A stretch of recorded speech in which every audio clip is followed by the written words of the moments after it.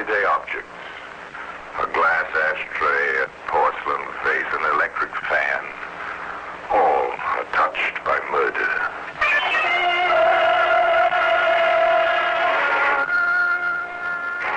Here's a piece of iron chain. It's a familiar object. Might be a bar on a gravel driveway. It might rest in an emergency truck, a use in towing an automobile. It might. In this case, it was the cause of death. Remember this, Brodsby? Hey, of course, Inspector. You knew, didn't you? We just about then closed the file on the Telp killing. Yes, you told me. It's just as well there's no statute of limitations on murder. And today, that chain can be seen in its place in the Black Museum.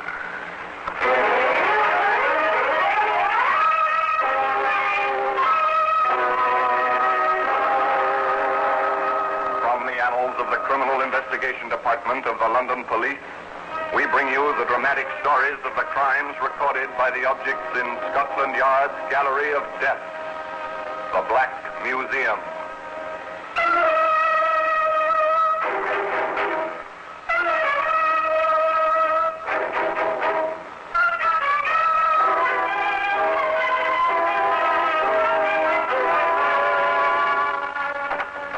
Well, here we are, the Black Museum. Scotland Yard's Museum of Murder. Here lies death. And this is different, quite different from a graveyard. Tombstones mark only the mounds beneath which dust has returned to dust. But these white cards, with the neat black lettering, designate the means of death. And in every case, it's been violence.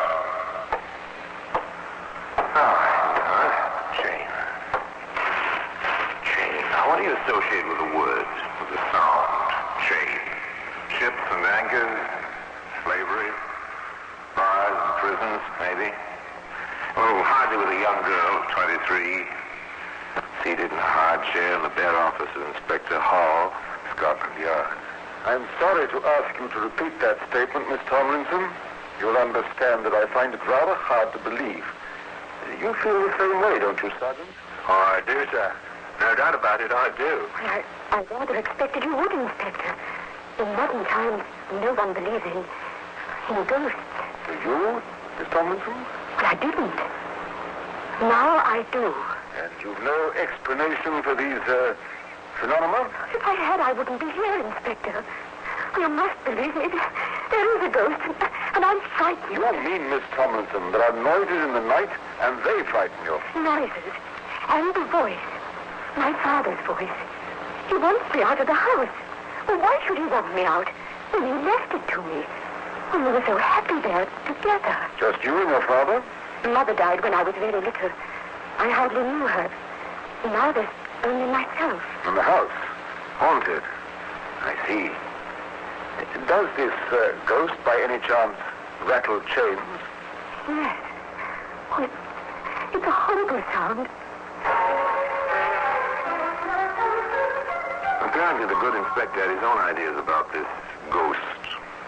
In fact, after Joan Tomlinson left his office. Interested, Preston? In ghosts? Little, sir? In good-looking heiresses, Sergeant. Oh, that, sir. No, sir. But it might be possible that someone else is, or in her property. Perhaps. Well, look into it, Preston. If we don't, the odds are the young lady will be back until we do. Let me have a report in the morning. The morning was 8 hours away. Sergeant Preston walked up the quiet street in the London suburb where each house stood alone on its own plot of ground. Even in the inadequate light from the street lamps, the sergeant could see something of well-kept lawns and trim hedges. He turned into the concrete driveway, skirted two garages and tended back gardens, finding his way to a screened back porch where a light showed briefly. You came, Sergeant. Thank you for the light. My torch. I didn't want you to try the wrong house. This way. I thought we'd wait in the upstairs sitting room. Whatever you think best, miss. It's your ghost. Yes, isn't it? The stairs are this way. The sergeant felt, rather than saw, in the darkness, that it was a large house. Seemed to be several rooms on the ground floor, and upstairs they passed 3 closed doors before they entered the sitting room, which apparently extended the full width of the building. That's the comfortable chair. It was Father's. Thank you, miss. A drink? No, thank you. I'll smoke, if I may. Yes, of course.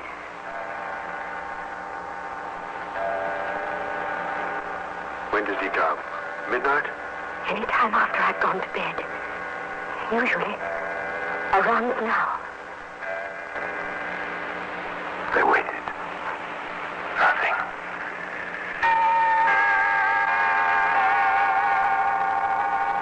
Think he'll come tonight, miss?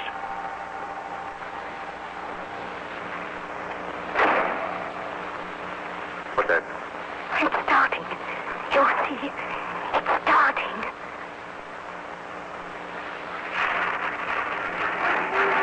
Inspector, I'll never believe that.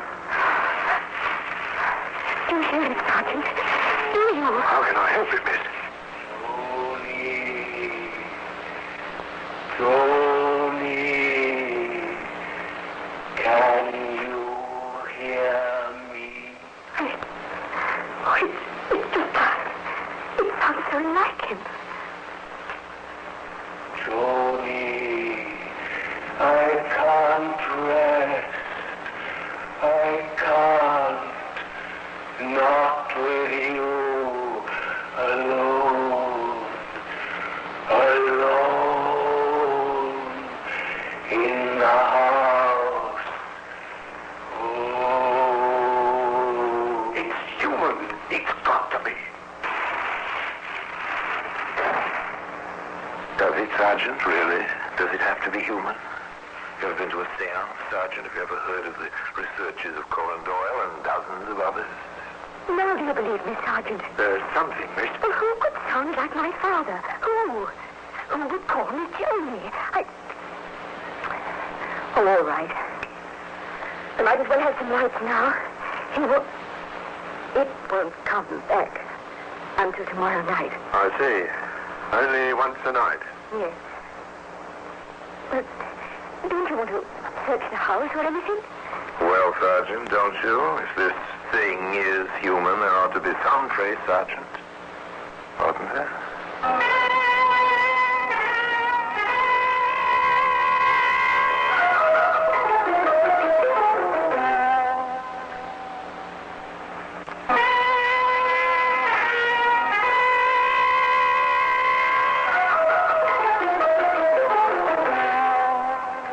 No, miss. Whatever it is, will be gone now. Maybe tomorrow night. Well, you report this to the inspector. Oh, please. Yes, of course. Shouldn't you go to a hotel for a while, miss, till this is cleared up? Oh, I thought of that a week ago, Sergeant. But, well, I like my own room. And if it isn't my father, he won't harm me. He'd never do that.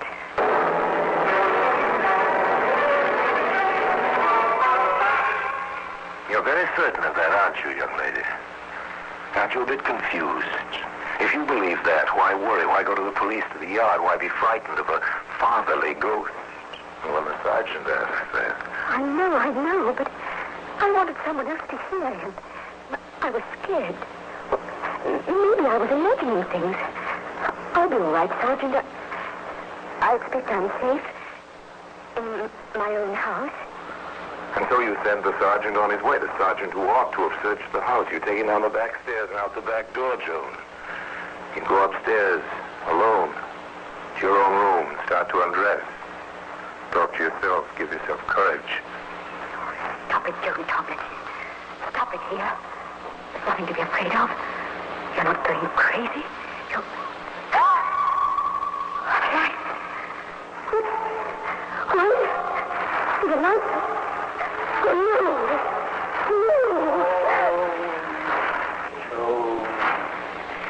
Joan. Yes, Dad. Yes? Go away, Joan. Go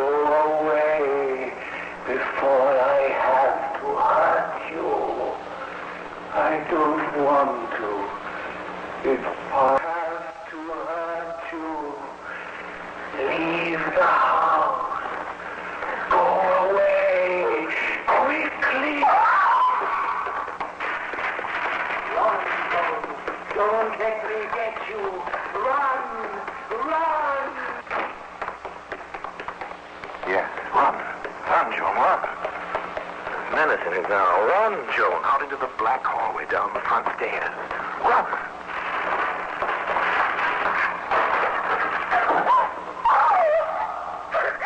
Help! Could somebody help me?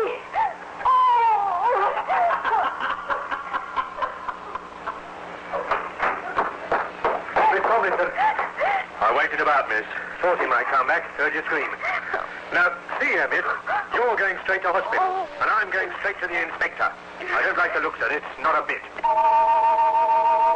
who would like the looks of it? Particularly if you didn't believe in ghosts, and of course Inspector Hall didn't believe in ghosts.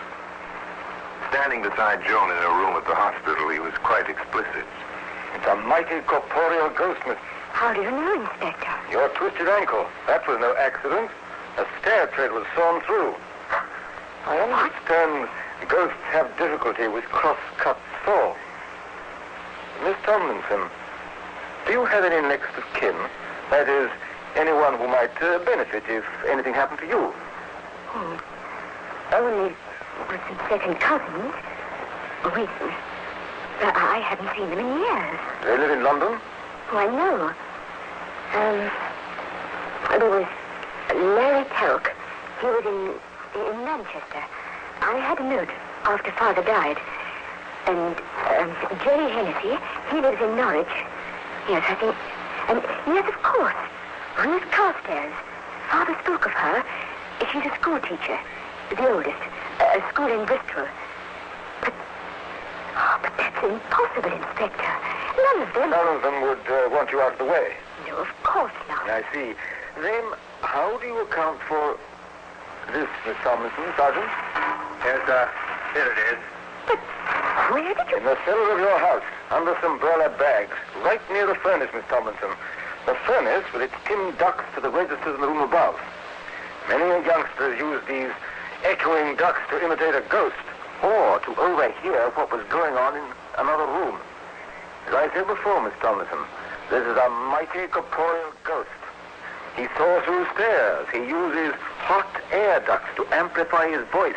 And he carries his own sound. I don't like this any more than Sergeant Preston does, miss. I don't like it at all. And today, that same chain can be seen in the museum.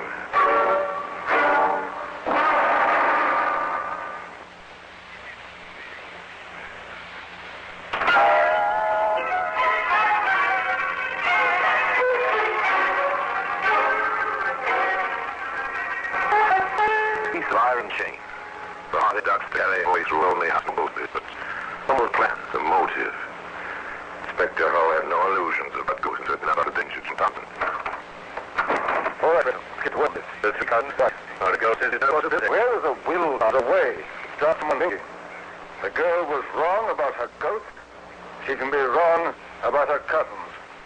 Get the wires out, Preston.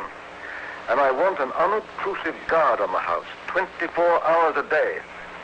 You've got the names of those people she mentioned? Simple, routine. Teletype messages. Advise earliest convenience. Well, the advice came so conveniently early that Inspector Hall, who sat at his desk with the 3:30 paper before him, remarked to Sergeant Preston. It's unbelievable, Sergeant. Coincidence? Coincidence, my foot. All three dead, a few days of each other. All three trials unsolved. Telk, July 6th. Hennessy, July 8th.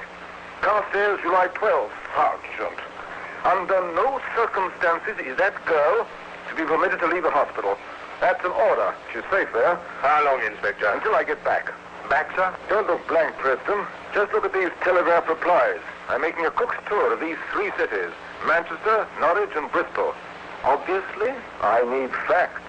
There seem to be quite a few facts in Manchester, Norwich, and Bristol.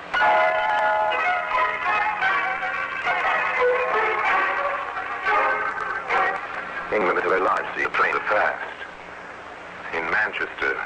I understand, Bardsley, that the Telk case was in your hands. Aye, that's correct, sir. Well, how far yet? No motive. Nothing. Just this man Telk walking home alone on a July night. Toward 11. A dark street. A carving knife in his back. That's all. A night train to Norwich. Another police headquarters, another detective. Anxious to cooperate. Here it is, Inspector. All we have on the Hennessy case. Tell me about it, Wilson. Hit and run driver. I checked the scene myself. Hennessy was hit on the sidewalk. Looked as if some drunk had driven right up on the walk and crushed the man against the building wall. And so a pattern emerges. Two men die, quite unexpectedly, but in this case, no clues, no indication that there was purpose or motive, except that a third man died quite naturally in London, and his daughter was the victim of the fight. And all those involved were related to each other, as a pattern emerges. Continued in Bristol. All right, Albert. What have you on the cart there? I believe she was retired, quite as usual. I do see some headache, did I? Live 12. Unfortunately for her, I put string in the bottle. I know it's kind of mess. Nothing. Anything else? The prints on the bottle? No. She's put some wear and she took the bottle out and listened to it. Landlady said she had a visitor the day before, but she did. Formers do all that sort of thing. Mind if I go with that landlady? No, not at all. Her name is Ross. Help yourself. Quite a talker, that woman. Got away. It was a semi-detached villa with a vacancy sign on the door. Mrs. Ross was indeed quite a talker. Inspector Hull let her talk. At least 15 years. A wonderful woman, Inspector, sir. So many of our students come to see her, even after she retired. The kind of teacher you don't find nowadays. I know exactly what you mean, ma'am. And she was so happy that day, what with her cousin being here the day before and all. Her cousin, Mrs. Ross? Yes, I remember it clearly. She called. She was going out for a bit of cake for tea, now that her cousin Michael Stroud had come to see her. A new name. Another cousin. One Michael Stroud. Carefully now, Inspector. Carefully. You don't happen to know where he was from now, do you, ma'am? Oh, from London. I have the address. Found an envelope in the waste paper basket while I was clearing out the poor thing's room. Did you tell this to the police? No, sir. They were so busy with their bustle and dusting everything for fingerprint states. Yes, of course. Now, Mrs. Ross, may I have that address, please? That is, if you still have it. A teletype message travels much faster than a train from Bristol to London. By the time the inspector reached his office, Sergeant Preston was waiting with the answer. We've been there, sir. Michael Stroud had a flat at the address, but he's moved and left no forwarding address. Oh, when did he move out? July 13, sir. The day after the Carstairs woman died. When the quarry is escaping, what do? Or at least you can do is close some of the gaps in the situation. Try to develop motive and opportunity. The inspector permitted Joan Tomlinson to leave the hospital and to proceed in his company to the office of a solicitor. Now, sit down, Joan. And to Inspector. Oh, thank you, Mr. Thomas. Thank you. I gather something is amiss. Mr. Thomas, we have reason to believe that 3 people have died because of Miss Tomlinson's inheritance, and that her own life is in danger. Well, that's unbelievable, sir. It usually is. However, the 3 who are dead are all second cousins of Miss Tomlinson, her next of kin. What we are here to find out is, does the will under which she inherits her property state to whom that property devises in the event of her death? Not exactly. That is, if she dies intestate, the property under the law would pass to her next of kin, in equal shares, of course. Mr. Thomas, with all her second cousins dead, a third cousin would be next in line, correct? Oh, absolutely. Of course, I know of no such relative, sir. Unfortunately, sir, we do. His name is Michael Stroud. His whereabouts at present are unknown. Motive, present. Very definitely present. Opportunity, obvious. And seized at least 3 times. In Manchester, Norwich, and Bristol. As to the next move, the inspector outlined a plan. Briefly. Miss Tomlinson, do you still believe in ghosts? No, not. Would you be afraid to stay alone I see. I'm due to see you again. Yes, Inspector? Absolutely. You were? We'll get... Well, they began. Joan left the hospital, returned to her house, to the memories, to the now silent ducts, to the still chiming clock.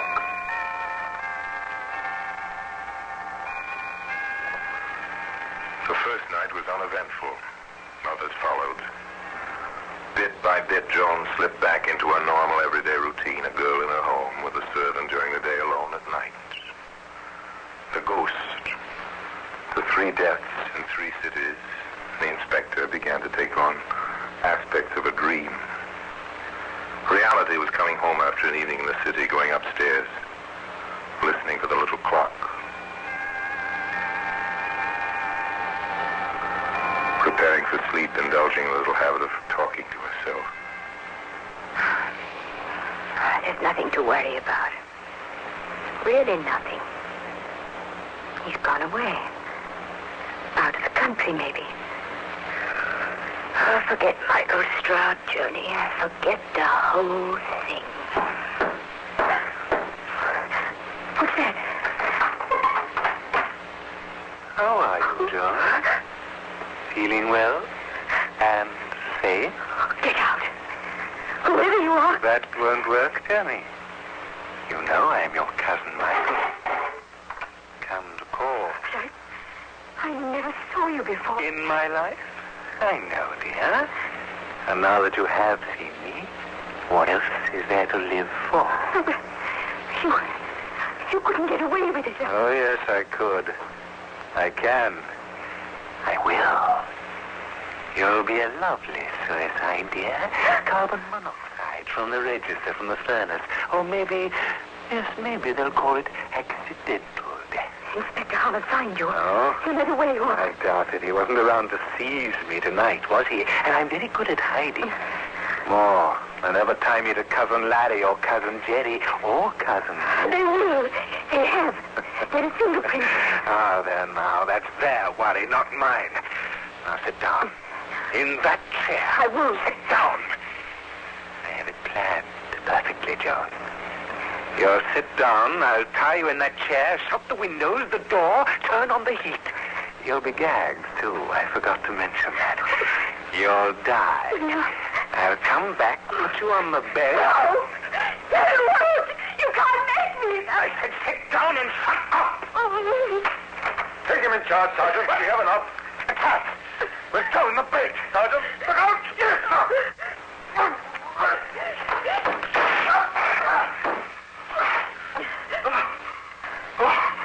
Thank you, sir, for getting his gun away, sir.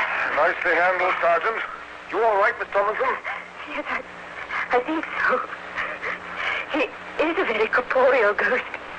Isn't he, Inspector? Definitely. And I believe his corporeal fingerprints will match those on the handle of a very corporeal knife in Manchester, a steering wheel in Norwich, a bottle in Bristol, and a certain chain in the possession of Scotland Yard.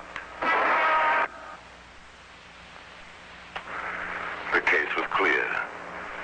The defense was helpless. Case was closed at the judicial time one morning in the usual manner. And Michael Stroud, at the hands of the Crown,